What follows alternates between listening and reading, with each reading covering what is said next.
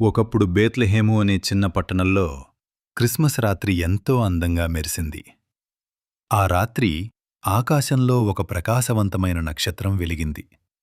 అదే రాత్రి యేసుక్రీస్తు ఒక చిన్న గుడిసెలో జన్మించాడు. ఆయన తల్లి మరియా, తండ్రి యోసేపు ఎంతో ఆనందించారు.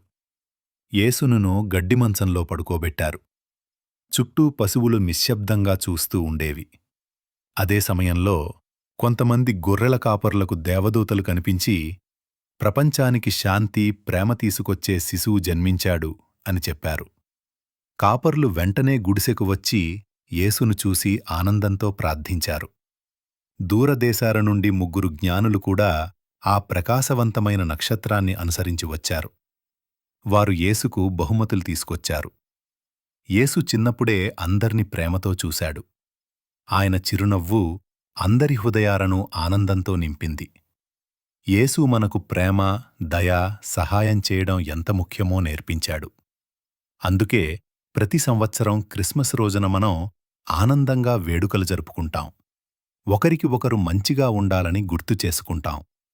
క్రిస్మస్ అంటే ప్రేమను పంచుకోవడం, శాంతిని కోరుకోవడం.